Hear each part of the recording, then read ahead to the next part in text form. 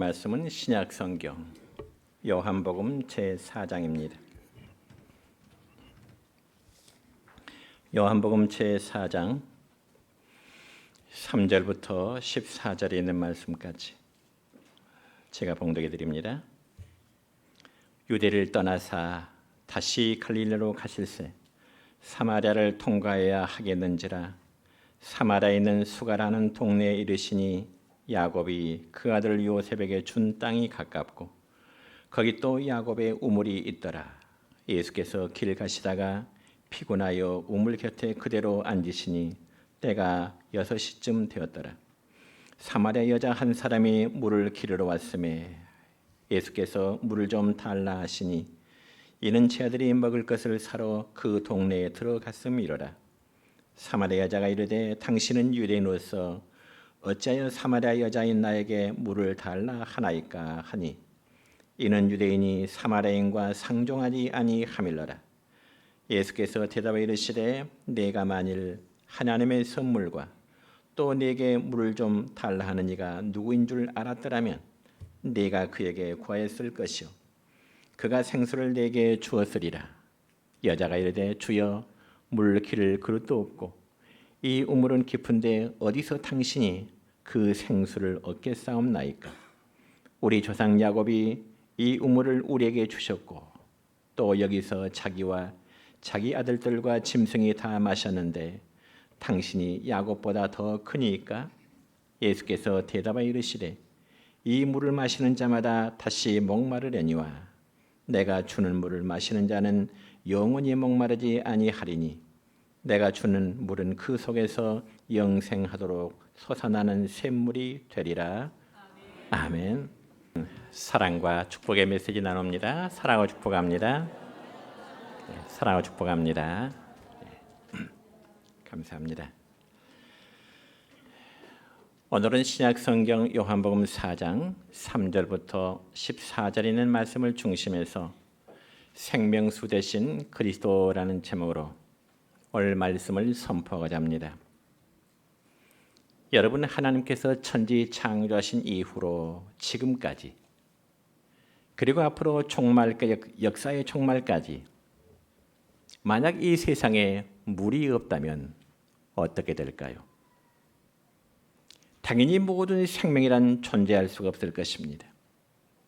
그래서 인류는 물을 얻기 위해서 국가 간에 전쟁을 하는가 하면 때로는 부족 간에도 물을 차지하게 한 그런 싸움은 오랫동안 이어져 왔습니다.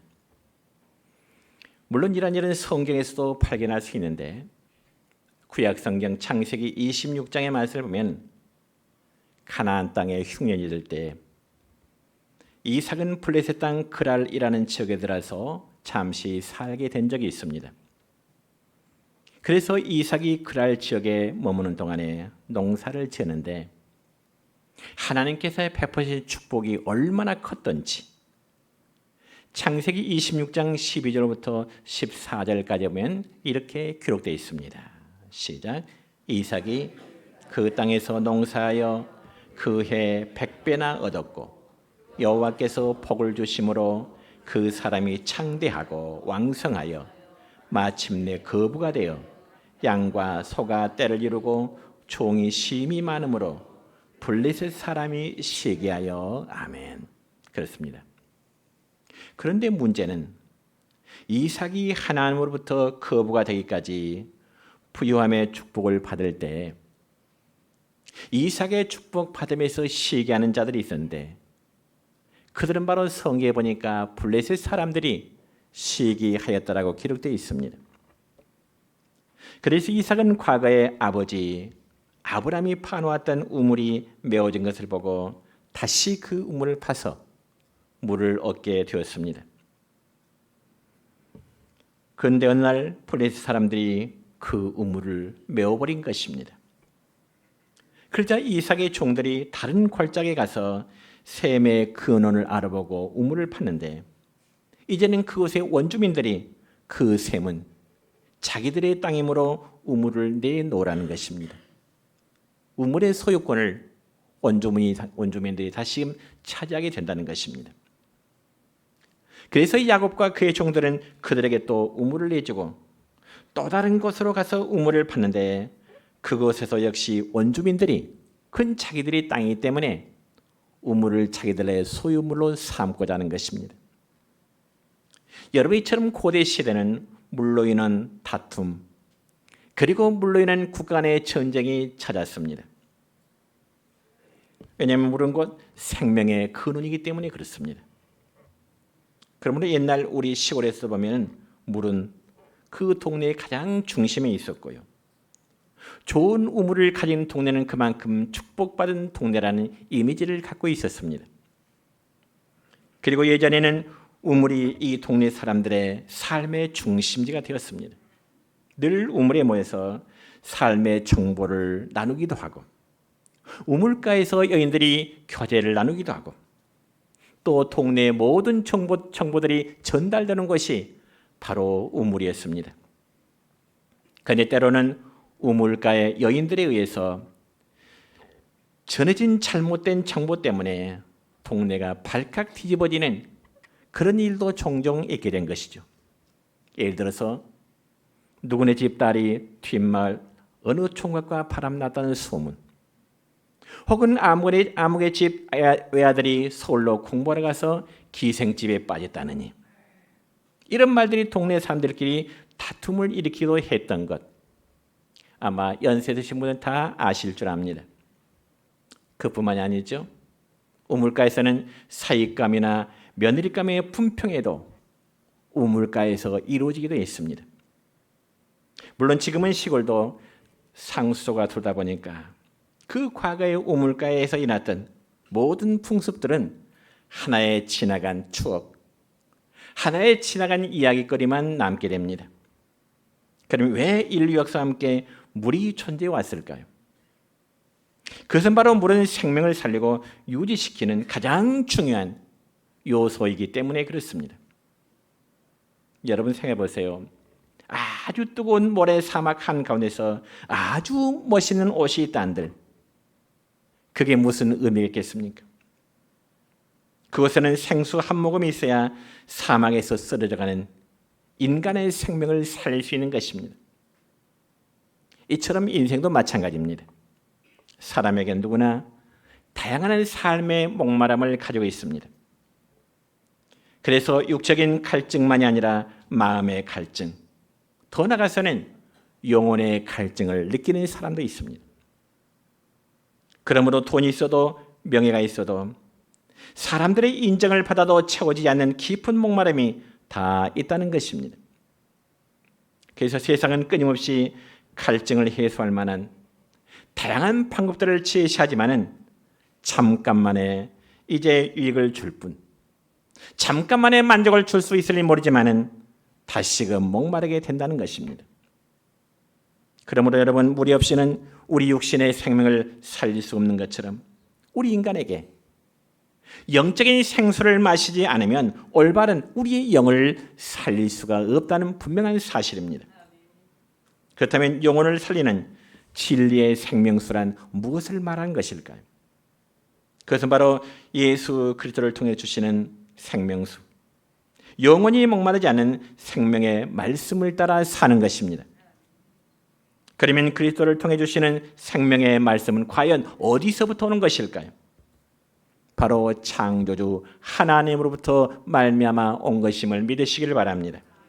그래서 구약성경 보면 예레미야 선지자는 하나님의 말씀을 가리켜서 생명의 근원이라, 하나님의 말씀은 생수의 근원이라 그렇게 말씀하십니다. 그럼에도 이스라엘 백성들은 생수의 근원이신 하나님을 벼렸기 때문에 그들은 살 수 없다고 말씀하면서 예레미야 선지자는 예레미야서 2장 13절의 말씀을 보면 이렇게 선포합니다. 시작. 내 백성이 두 가지 악을 행하였나니 곧 생수의 근원되는 나를 버린 것과 스스로 웅덩이를 판 것인데 그것은 그물을 가두지 못할 터진 웅덩이들이니라. 아멘. 그러니까 하나님의 언약 백성들이 생수의 근원이신 여호와 하나님을 버리는 것, 그리고 그들 스스로 웅덩이를 파서 물을 얻고자 했지만 그 웅덩이는 물을 저장할 수 없는, 가둘 수 없는 터진 웅덩이라고 말씀하고 있습니다. 그러니까 이 말씀의 핵심은 여호와를 떠나서는 어디서든지 영혼의 만족감을 얻을 수 없다고 하는 교훈입니다. 그래서 사람은 누구나 다양한 목마름을 가지고 사랑하죠. 때로 어떤 사람은 사랑에 대한 갈증, 그리고 사람들에게 인정받고 싶어하는 이제 마음, 삶의 평안에 대한 갈증 혹은 미래에 대한 불안함. 그러므로 사람들은 자신의 목마름을 채우기 위해서 여러 가지 삶의 웅덩이를 파고자 하는 것입니다. 그래서 어떤 사람은 돈을 더 모으면 만족할 것 같고, 어떤 사람은 주변 사람들의 인정을 받으면 행복할 것 같고, 원하는 일이 이루어지면 정말 평안할 것이라는 기대감을 가지면서 살아야 됩니다. 그렇지만 그런 것들은 잠시 우리들의 삶에 만족감을 줄 수 있을지 몰라도 또다시 목마름을 만나게 되는 겁니다. 그렇지만 예수님은 자신을 가리켜서 뭐라고 말씀했느냐? 생수의 근원이라 그렇게 말씀하십니다. 여러분, 생수의 근원이란 말은 물이 끊임없이 솟아나는 곳, 쉬지 아니하고 물이 끊임없이 솟아나는 곳, 그것이 바로 생수의 근원이 된다는 말씀입니다. 그러므로 하나님이신 예수 그리스도 안에는 변하지 아니하는 사랑이 있고요, 예수 그리스도 안에는 흔들리지 아니하는 평안이 있으며 영원한 생명이 있음을 믿으시길 바랍니다. 그런데 유다 백성은 생명의 근원이신 하나님을 버리고 스스로 자기들을 향하여 담을 수 없는 헛된 웅덩이를 파게 된 것입니다. 그런데 문제는 그 웅덩이가 물을 담을 수 없는 터진 웅덩이라고 성경에 기록됩니다. 그러니 여러분, 하나님 없이 채우려는 모든 것은 결국 우리의 삶을 만족시킬 수 없다는 진리를 우리는 얻게 됩니다.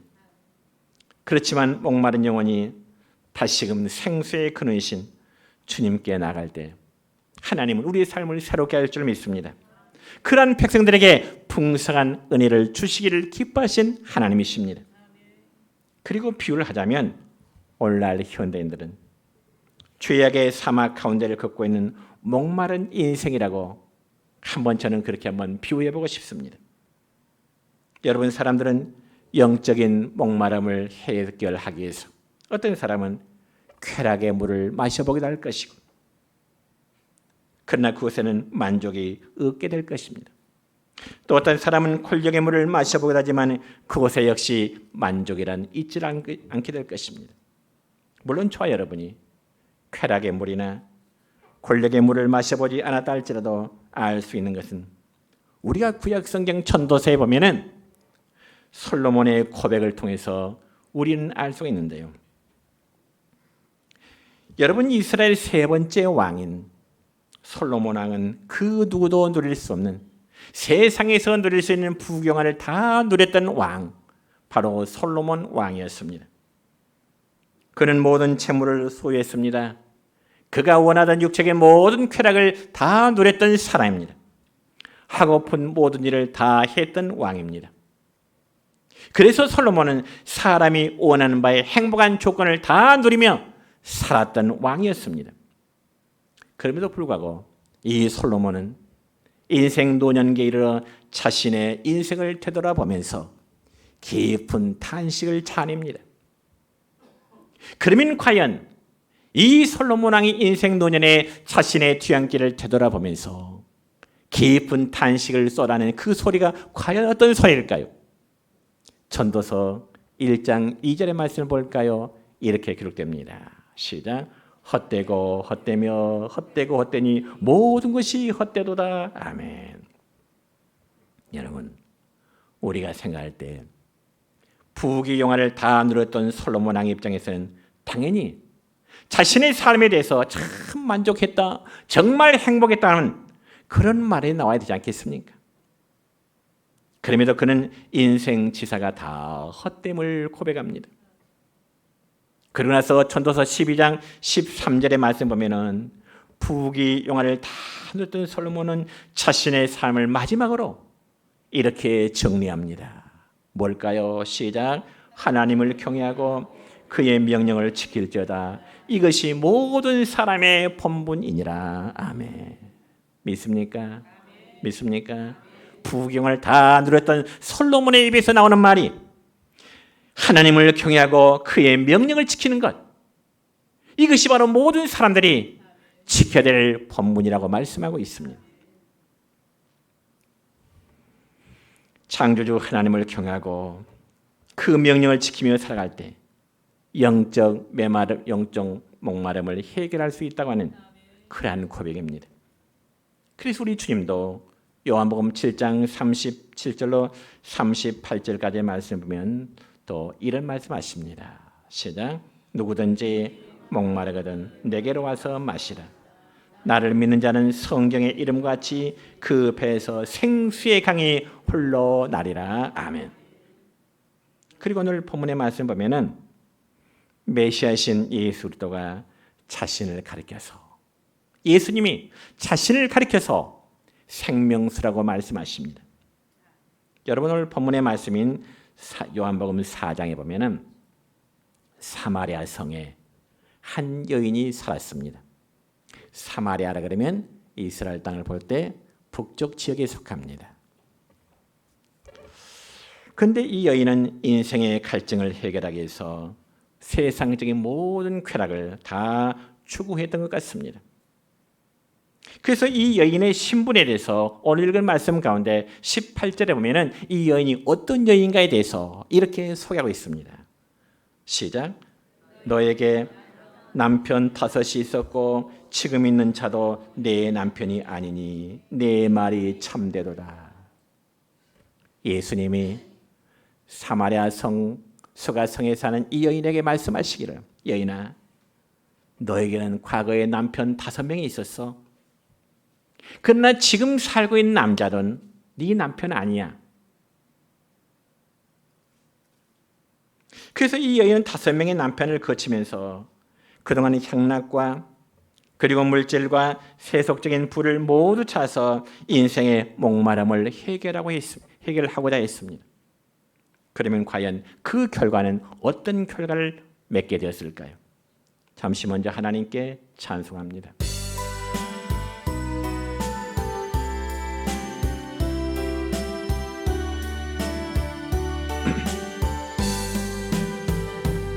우물가의 여인처럼 난 구했네.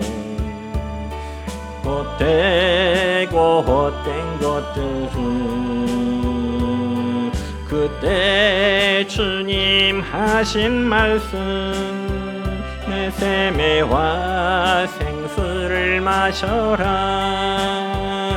오 주님 채우소서. 나의 잔을 높이 듭니다. 하늘 양식 내게 채워주소서. 채워주소서. 많고 많은 사람들이 찾아섰네. 헛되고 헛된 것들은 주 안에 감추인 보배, 세상국과 난 비길 수 없네. 오 주님 채우소서. 내 잔을 높이 듭니다. 하늘 양식 내게 채워주소서. 넘치도록 채워주소서. 내 친구여 거기서 돌아오라. 내 주의 넓은 품으로. 우리 주님 너를 반겨 그 넓은 품에 안아주시리. 오 주님 채우소서. 나의 잔을 높이 듭니다. 하늘 양식 내게 채워주소서. 넘치도록 채워주소서.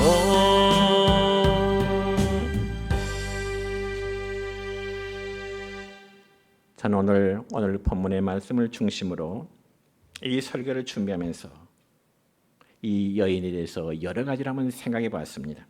그 중에 하나는 왜 이 여자가 남편을 5명이나 갈아치웠을까 하는 점입니다. 그리고 5명의 남자를 단지 섹스의 대상이 아닌 남편으로 갈아치우는 여인은 도대체 어떤 여인이었을까? 물론 성경의 기록은 아니지만은 제가 이 여인의 일생을 한번 추론해 봅니다. 아마 이 여인도 첫 번째 남편을 만났을 때는 아주 순수한 사랑을 목적으로 남편을 만났을 것입니다. 그리고 그 사랑은 로미오와 줄리엣이 나눴던 사랑, 그 이상의 사랑을 추구했을 것이고 국경이나 가문까지도 초월할 수 있는 그러한 순수한 사랑을 원했을 것입니다. 그렇지만 살다 보니 사랑만 갖고는 살 수 없다고 아마 생각을 한 모양입니다. 여러분, 우리 결혼한 부부들이 체험한 바로는 결혼 초기의 고귀한 사랑과 지금의 사랑 관계는 어떻다고 생각하십니까? 아마 공통적인 현상은 사랑이란 세월이 흐를수록 점점 식어져 가고 있다는 것이 아마 공통적인 일반적인 아마 현실일 것입니다. 왜냐하면 결혼해서 아이 낳고 살다 보면 사랑만이 밥 먹여주는 것이 아니라는 것을 알게 되기 때문에 그렇습니다. 그래서 돈도 있어야 되고 명예도 있어야 되는데 그렇지 못할 때 나의 모습과 다른 사람의 삶을 비교해 보기 때문에 그렇습니다. 그리고 다른 사람의 삶에 자신의 모습을 비교해 볼 때 어쩌면 자신의 모습이 초라함을 느끼게 되는 경우도 있습니다. 그러면 그때부터 사랑은 현실적으로 바뀌어지게 되는 거죠. 그래서 이 여인은 사랑보다 현실적을 택한 것이 아니었을까 생각해 봅니다. 그래서 첫 번째 남편을 버리고 이제 두 번째 남편을 맞이하게 되는데 아마 짐작한데 두 번째 남편은 돈을 많이 가진 사람이 아니었을까.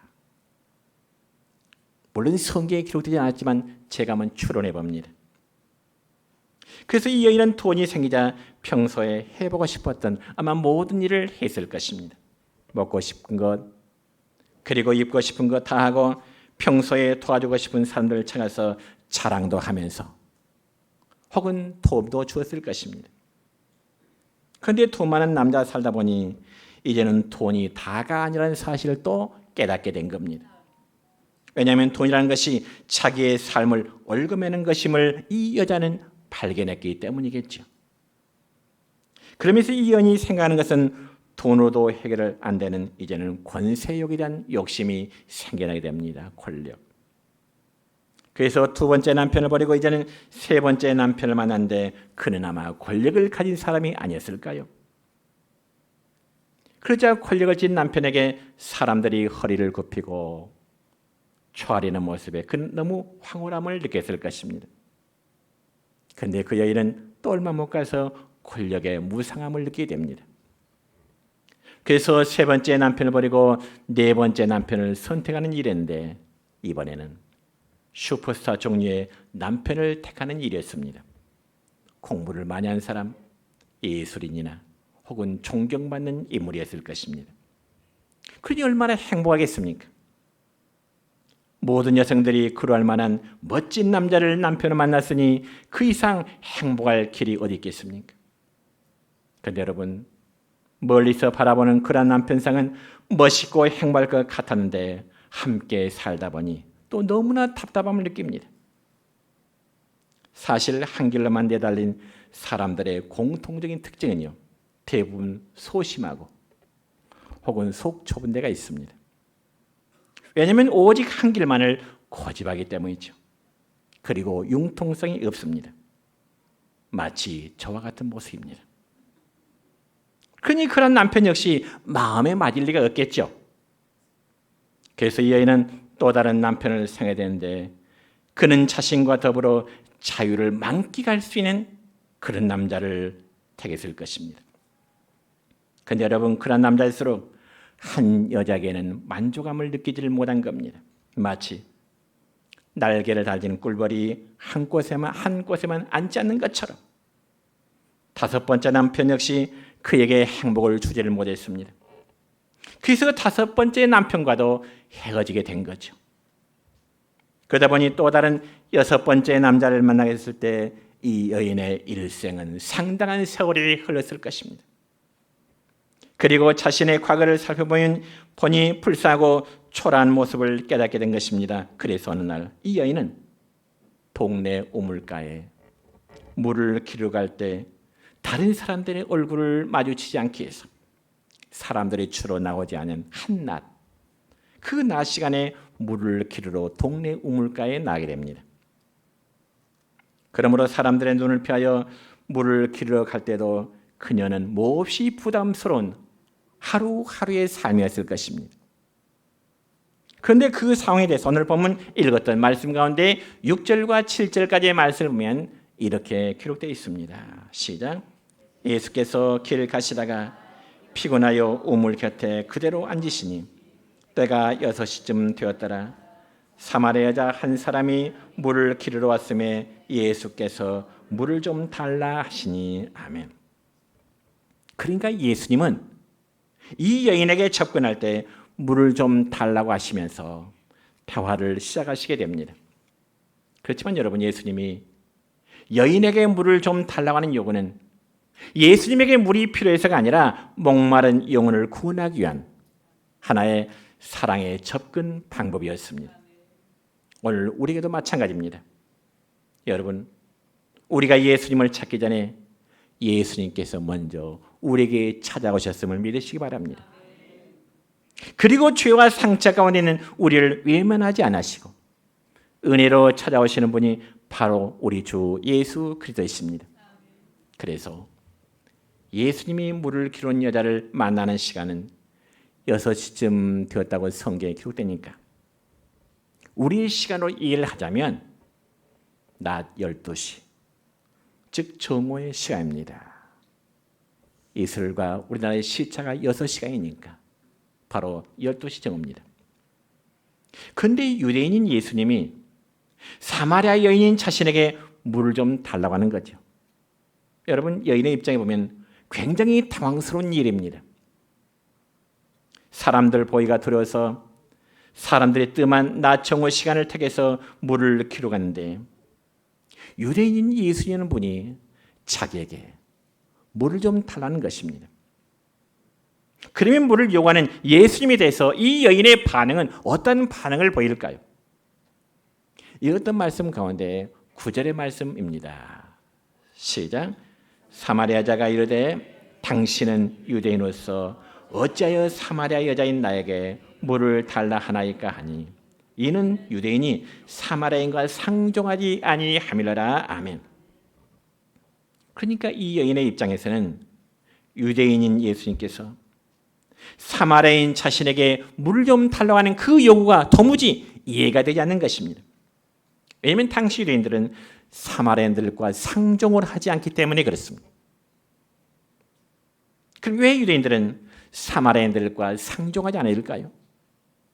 무슨 적대감 때문에, 무슨 원수 맺힌 것이 있어서 상종하지 않을까요? 그 이유는 유대인들은 사마리아인들이 아수르 제국의 이주 정책으로 인해서 이방인들과 혼혈되어 순수한 이스라엘의 혈통을 그들은 다 잃어버렸기 때문에 그렇습니다. 그 때문에 유대인들은 자신들의 순수한 혈통과 언약을 매우 중요하시기 때문에 이방인들과 하나님의 선민인 이방인들과 이스라엘 백성들이 혼혈한다고 하는 것은 굉장히 부정한 것으로 여겼기 때문에 그렇습니다. 그렇기 때문에 당시 유대인들은 사마리아인들을 아주 천시하고요, 성경에 기록된 말씀처럼 서로 상종하지를 않았습니다. 더군다나 유대인 남자가 사마리아 여자에게 물을 달라고 하는 건 역시 너무 뜻밖의 일입니다. 그자 예수님 오히려 여자에게 말씀하시기를 내가 곧 너에게 생수를 줄 사람이야. 내가 너에게 영원히 목마르지 않냐는 생수를 줄 사람이야.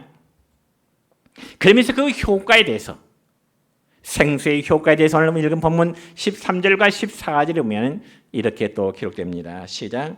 예수께서 대답하여 이르시되 이 물을 마시는 자마다 다시 목마르니와 내가 주는 물을 마시는 자는 영원히 목마르지 아니하리니 내가 주는 물은 그 속에서 영생하도록 솟아나는 샘물이 되리라. 아멘. 그러므로 사마리아인은 지금까지 살아오면서 세상의 향락이나 물질이나 혹은 세상의 권력으로 인생의 목마름을 해결해 보고자 부단히 노력했습니다. 그러나 그런 물은 마시면 마실수록 목마름이 있었고 문제 해결을 얻을 수가 없게 된 것입니다. 그렇기 때문에 남편을 다섯이나 두고 6번째 남자와 함께 생활하고 있는 그런 과정입니다. 그러다가 여인은 예수님을 만남으로 영원히 목마르지 않는 생수를 마시게 되었고 자신의 삶을 한번 돌이킬 수 있고 되돌아볼 수 있는 계기를 맞게 된 것입니다. 그러고 나서 이 여인이 취한 행동에 대하여 오늘 본문 28절과 29절의 말씀 보면 이렇습니다. 시작. 여자가 물동이를 버려두고 동네로 들어가서 사람들에게 이르되 내가 행한 모든 일을 내게 말한 사람을 와서 보라. 이는 그리스도가 아니냐 하니 그들이 동네에서 나와 예수께로 오더라. 아멘. 그러니까 사마리아인은 예수님을 만나기 전까지는 자신의 비윤리적인 행동 때문에 사람들 앞에 나서고 사람들 앞에 서기가 부끄러웠지만 이제는 마을로 뛰어들어가서 그가 만난 예수님을 전하게 된 것입니다. 뭐라고요? 와서 보라. 내가 메시아를 만났다. 와서 보라. 그리고 모든 사람들에게도 자신이 마셨던 그 생명수를 마시도록 말씀을 선포하게 된 것입니다. 그때 오늘 우리도 예수님을 통한 영원한 생명수 마시기를 축원합니다. 여러분, 세상의 물은 잠시 목마름을 해소할 수 있지만 예수님을 통하여 마시는 생명수는 영원한 만족과 우리의 삶의 변화를 일으키게 될 것입니다. 그래서 주님은 말씀하시기를 내가 주는 물을 마시는 자는 영원히 목마르지 아니하리라. 우리 모두는 생수의 그러신 예수님께 나아가 예수께 주시는 은혜와 사랑을 인해 우리의 영혼이 참된 평안으로 채워질 수 있기를 주님의 이름으로 축원합니다.